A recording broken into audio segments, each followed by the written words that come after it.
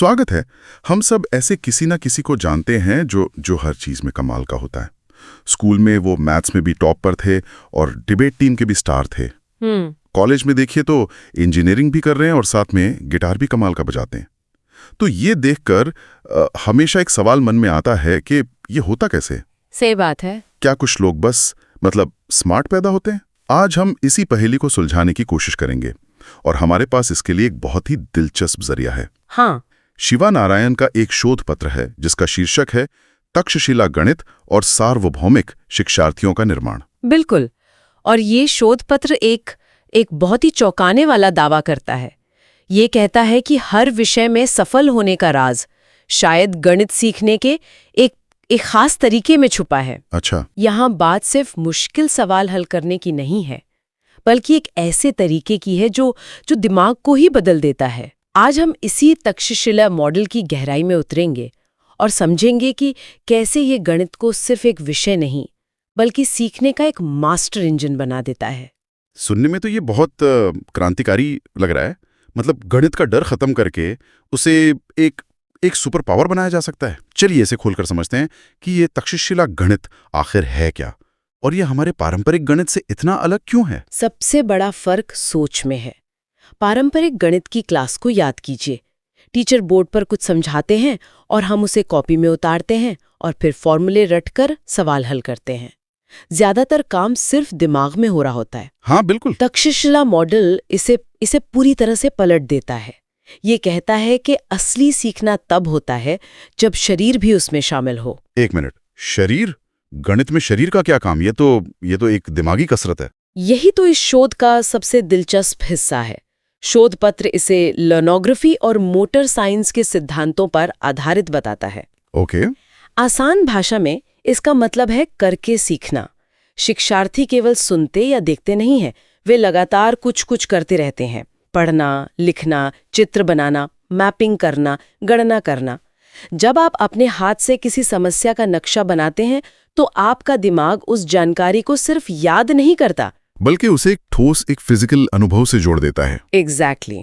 तो आप कह रहे हैं कि सिर्फ गणित के सवाल को लिखने या उसका डायग्राम बनाने की जो शारीरिक क्रिया है उससे दिमाग में गहरे न्यूरल रास्ते बनते हैं। ये सुनने में थोड़ा अजीब लगता है। क्या ये किसी और विषय में भी काम करता है या सिर्फ गणित में ही इसका इतना असर है? नहीं, ये काम तो हर विषय में करता है, लेकिन गणित में इसका असर सबसे गहरा होता है क्योंकि गणित बहुत ही अमूर्त एब्स्ट्रैक्ट होता है। जब आप हाथ से काम करते हैं तो दिमाग के मोटर कॉर्टेक्स जैसे हिस्से सक्रिय हो जाते हैं। इसे ऐसे समझिए जैसे किसी रास्ते पर एक बार चलने से एक हल्की सी पगडंडी बनती है। ठीक है। लेकिन अगर आप रोज उस पर चलें तो एक पक्का रास्ता बन जाता है। शारीरिक क्रियाएं दिमाग में ज्ञान के पक्के रास्ते बनाती हैं और इसी प्रक्रिया से जो बनता है शोध उसे ब्रेन पेज कहता है। Brain page? ये कोई तकनीकी शब्द लग रहा है। नाम तकनीकी हो सकता है पर कॉन्सेप्ट बहुत सहज है। ब्रेन पेज दिमाग में बने ज्ञान के नक्शे हैं। ये किसी अलमारी में रखे सामान की तरह नहीं होते जो बस पड़ा हुआ है। ये व्यवस्थित एक दूसरे से जुड़े हुए मॉड्यूल होते हैं। अच्छा। और सबसे कमाल की बात यह है कि एक बार दिमाग ये सीख जाता है कि जानकारी को ऐसे व्यवस्थित ब्रेन पेज में कैसे बदलना है तो वो इसी कौशल का इस्तेमाल दूसरे विषयों में भी करने लगता है। अच्छा, तो आप कह रहे हैं कि ये ब्रेन पेज सिर्फ गणित के फॉर्मूले याद नहीं रख रहे हैं, ये एक तरह का एक फाइलिंग सिस्टम बना रहा है। एक ऐसा सिस्टम जिसे दिमाग फिर किसी भी चीज के लिए इस्तेमाल कर सकता है, चाहे वो इतिहास हो या विज्ञान। ये तो दिमाग के लिए एक ऑपरेटिंग सिस्टम बनाने जैसा हुआ। बहुत ही शानदार उपमा है। बिल्कुल यही। तक्षशिला गणित दिमाग के लिए एक ऑपरेटिंग सिस्टम बनाता है। फिर आप उस पर कोई भी सब्जेक्ट नाम का सॉफ्टवेयर चलाइए, वो बेहतर तरीके से ही चलेगा। ये आपको क्या सीखना है से ज्यादा कैसे सीखना है सिखाता है। ठीक है, तो दिमाग एक्शन के जरिए ये ब्रेन पेज या मेंटल ऑपरेटिंग सिस्टम बना रहा है। लेकिन यहाँ एक बड़ा सवाल है, गणित में बना ब्रेन पेज इतिहास का एक लंबा निबंध लिखने में या कविता का अर्थ समझने में कैसे मदद कर सकता है? ये तो दो बिल्कुल अलग दुनियाएं हैं। मुझे लगता है शोध पत्र में इसका जवाब केटी डायमेंशंस वाले हिस्से में है ना? आपने बिल्कुल सही पकड़ा। केटी डायमेंशंस यानी नॉलेज ट्रांसफर डायमेंशंस इस पूरे मॉडल का दिल है। ये वो सार्वभौमिक उपकरण है जो इस ऑपरेटिंग सिस्टम को चलाते हैं। इनकी खोज भी बड़े दिलचस्प तरीके से हुई। कैसे? शोधकर्ताओं ने देखा कि जब शिक्षार्थी गणित की समस्याओं को हल कर रहे थे तो वे अनजाने में ही ज्ञान को व्यवस्थित करने के लिए कुछ खास तरीकों का इस्तेमाल कर रहे थे। ये तरीके सिर्फ गणित के लिए नहीं थे, बल्कि सोचने के सार्वभौमिक पैटर्न थे। इन्हीं को पहचान कर केटी डायमेंशंस का ढांचा तैयार किया गया। सोचने के सार्वभौमिक उपकरण, चलिए इसे कुछ उदाहरणों से समझते हैं। शोध पत्र में कई डायमेंशंस का जिक्र है, लेकिन कुछ सबसे दिलचस्प वाले उठाते हैं, जैसे ब्लॉक सॉल्वर। ये तो नाम से ही काफी सीधा लगता है। हाँ, और ये सबसे बुनियादी भी है। ब्लॉक सॉल्वर का मतलब है किसी भी बड़ी जटिल समस्या को छोटे हल करने लायक टुकड़ों में तोड़ना। गणित में ये रोज होता है। एक लंबे समीकरण को आप स्टेप बाय स्टेप हल करते हैं, लेकिन एक बार जब दिमाग इस तरीके का आदी हो जाता है तो वो हर जगह इसे इस्तेमाल करता है। जैसे कोई बड़ी बिजनेस रिपोर्ट लिखनी हो तो उसे इंट्रोडक्शन, एनालिसिस, रिकमेंडेशन जैसे छोटे ब्लॉक्स में तोड़ना। या कोई नया सॉफ्टवेयर सीखना हो तो उसे अलग अलग फीचर्स में तोड़कर एक एक करके सीखना। बिल्कुल, यही इस टूल की ताकत है। अब दूसरे टूल को देखिए जो मुझे व्यक्तिगत रूप से बहुत पसंद है, हिप्पोकैम्पस। इसका हिप्पोकैम्पस से कोई लेना देना है, जो दिमाग का मेमोरी वाला हिस्सा है? हाँ, वहीं से यह नाम आया। ये एक तरह का आंतरिक नेविगेशन सिस्टम या कह लीजिए जीपीएस है। गणित की एक बड़ी समस्या को देखकर अक्सर शिक्षार्थी घबरा जाते हैं। शुरू कहाँ से करूं, कौन सा फॉर्मूला याद करूं, अगला स्टेप क्या होगा? सही बात है। हिप्पोकैम्पस उन्हें एक मानसिक रोड मैप बनाने में मदद करता है। ये उन्हें सिखाता है कि किसी भी समस्या को देखकर सबसे पहले ये कैसे तय करें कि शुरुआती बिंदु क्या है, कौन सी जानकारी प्रासंगिक है और किस दिशा में आगे बढ़ना है। तो ये सिर्फ याददाश्त के बारे में नहीं है, बल्कि ये जानने के बारे में है कि क्या याद करना है और उसे कब इस्तेमाल करना है। ये तो इतिहास पढ़ते समय भी काम आ सकता है। किसी युद्ध के कारणों को समझने के लिए ये तय करना कि कौन सी घटनाएं मुख्य थीं और कहानी शुरू कहाँ से करनी चाहिए। आपने एकदम सही समझा। यही इन डायमेंशंस की खासियत है। ये विषय विशिष्ट नहीं है, बल्कि ये मस्तिष्क विशिष्ट है। एक और बहुत ही दिलचस्प डायमेंशन है डार्क नॉलेज। Dark knowledge? ये तो किसी साइंस फिक्शन फिल्म जैसा नाम लगता है। इसका मतलब थोड़ा गहरा है। पारंपरिक शिक्षा प्रणाली सही जवाब पर फोकस करती है। अगर आपका जवाब गलत है तो आपको 0 मिलता है और आप आगे बढ़ जाते हैं। हाँ। डार्क नॉलेज का सिद्धांत कहता है कि सबसे गहरी सीख गलतियों से मिलती है, लेकिन तभी जब आप ये समझें कि गलती क्यों हुई। ये उन छिपी हुई गलतफहमियों और कमियों को उजागर करता है जिन्हें हम अक्सर नजरअंदाज कर देते हैं। जब कोई शिक्षार्थी अपनी गलती के मूल कारण तक पहुंचता है तो वो ज्ञान स्थायी हो जाता है। ये तो बहुत बड़ी बात है। ज्यादातर स्कूल और कॉलेज तो सिर्फ सही जवाब को इनाम देते हैं, गलतियों के पीछे की सोच को समझने पर कोई ध्यान ही नहीं देता। ये तो सीखने के प्रति पूरे नजरिए को ही बदल देता है। मतलब गलतियां असफलता नहीं, बल्कि सीखने का एक महत्वपूर्ण डेटा पॉइंट है। बिल्कुल, और यही मानसिकता जब दूसरे विषयों में जाती है तो शिक्षार्थी प्रयोग करने से, नई चीजें आजमाने से और असफल होने से नहीं डरता, क्योंकि उसे पता है कि हर गलती उसे कुछ सिखाएगी। शोध में डेफिनेशन स्पेक्ट्रम और मॉड्यूल बिल्डर जैसे और भी कई डायमेंशंस हैं, लेकिन इन तीनों से ही ये अंदाजा लग जाता है कि ये कितने शक्तिशाली उपकरण हैं। ठीक है, तो इस सब का निचोड़ क्या है? हमने समझा कि तक्षशिला गणित करके सीखने पर जोर देता है, जिससे दिमाग में ब्रेन पेज बनते हैं, और इन ब्रेन पेज में केटी डायमेंशंस जैसे सोचने के सार्वभौमिक उपकरण होते हैं। तो क्या यही कारण है कि जो गणित में अच्छा होता है वो हर चीज में अच्छा हो जाता है? हाँ, शोध इसी निष्कर्ष पर पहुंचता है, और इसके पीछे कई ठोस एक दूसरे से जुड़े कारण बताता है।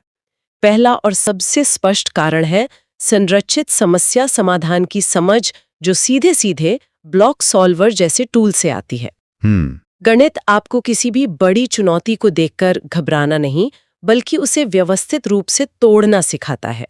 ये एक आदत बन जाती है जो जिंदगी के हर पहलू में काम आती है। और दूसरा कारण शायद रटने की आदत से छुटकारा पाना है। सही। दूसरा कारण है विश्लेषणात्मक सोच। जब आप डार्क नॉलेज पर काम करते हैं या किसी कॉन्सेप्ट को ब्रेन पेज में मैप करते हैं तो आप रट नहीं सकते। आपको हर चीज के क्यों और कैसे को समझना पड़ता है। ये आपको जानकारी का उपभोक्ता नहीं बल्कि विश्लेषक बनाता है। आप विज्ञान के प्रयोग के नतीजों का विश्लेषण कर सकते हैं या साहित्य में किसी लेखक के तर्क का मूल्यांकन कर सकते हैं। यहाँ एक मनोवैज्ञानिक पहलू भी होना चाहिए।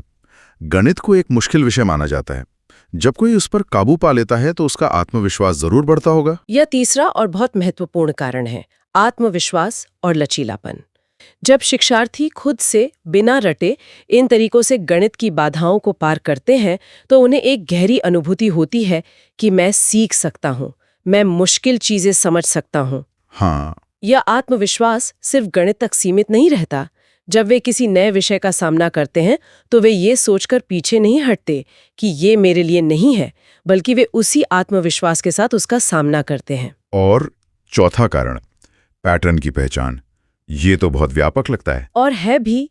गणित मूल रूप से पैटर्न्स और संरचनाओं का अध्ययन है। तक्षशिला मॉडल दिमाग को एक पैटर्न खोजने वाली मशीन में बदल देता है, और एक बार जब दिमाग पैटर्न खोजने में माहिर हो जाता है तो वो हर जगह पैटर्न देखता है।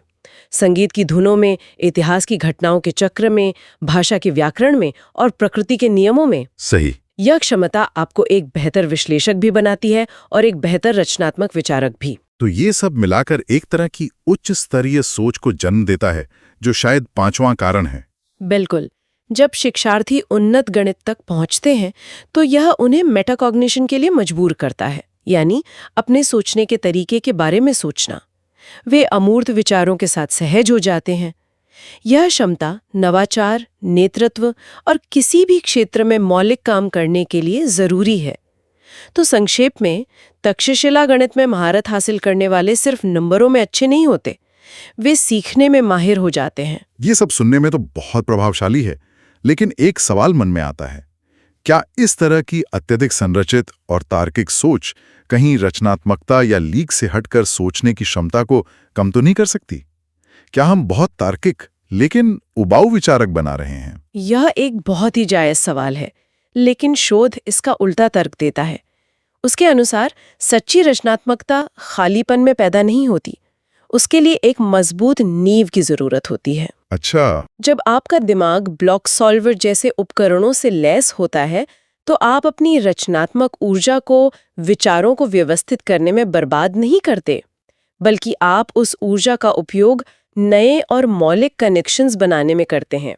पैटर्न पहचानने की क्षमता आपको कला या संगीत में नई लय खोजने में मदद करती है। तो ये मॉडल रचनात्मकता को सीमित नहीं करता, बल्कि उसे एक ठोस आधार और शक्तिशाली उपकरण प्रदान करता है। ये एक दिलचस्प दृष्टिकोण है। तो ये सिर्फ एक सैद्धांतिक चर्चा नहीं है, शोध में शिक्षकों, स्कूलों और नीति निर्माताओं के लिए कॉल टू एक्शन भी है ना? हाँ, और ये बहुत जरूरी है। शोध स्पष्ट रूप से कहता है कि हमें गणित की कक्षाओं को फिर से डिजाइन करने की जरूरत है। उन्हें लेक्चर हॉल से बदलकर एक्शन ओरिएंटेड वर्कशॉप बनाना होगा।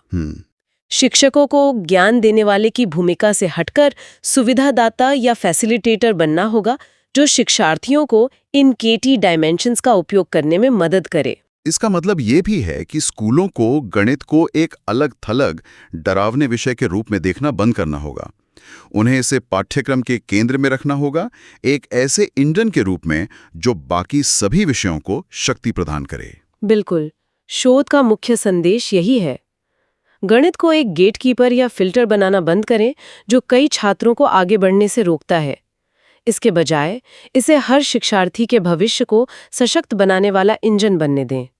शोध का एक वाक्य है जो सब कुछ कह देता है, जब गणित नेतृत्व करता है तो सभी विषय उसका अनुसरण करते हैं। आज की इस पूरी बातचीत से ये तो साफ है कि गणित को देखने का एक बिल्कुल नया और शक्तिशाली तरीका मौजूद है।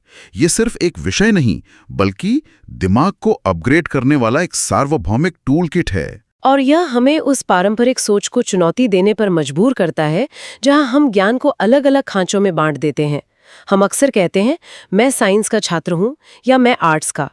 तक्षशिला मॉडल दिखाता है कि सीखने की प्रक्रिया असल में एकीकृत है। हाँ। और गणित इस एकीकरण का केंद्र हो सकता है, एक पुल जो तार्किक और रचनात्मक दुनिया को जोड़ता है। तो अगली बार जब कोई कहे कि वे मैथ पर्सन नहीं है, तो शायद ये सोचने लायक है कि वे सिर्फ उस तरीके से नहीं सीख रहे हैं जो उनके मस्तिष्क को सार्वभौमिक रूप से सोचने के लिए प्रशिक्षित करता है। क्या हो, अगर गणित में अच्छा होना कोई जन्मजात क्षमता नहीं, बल्कि सीखने का एक तरीका है जिसे कोई भी विकसित कर सकता है, इस पर विचार खींचेगा।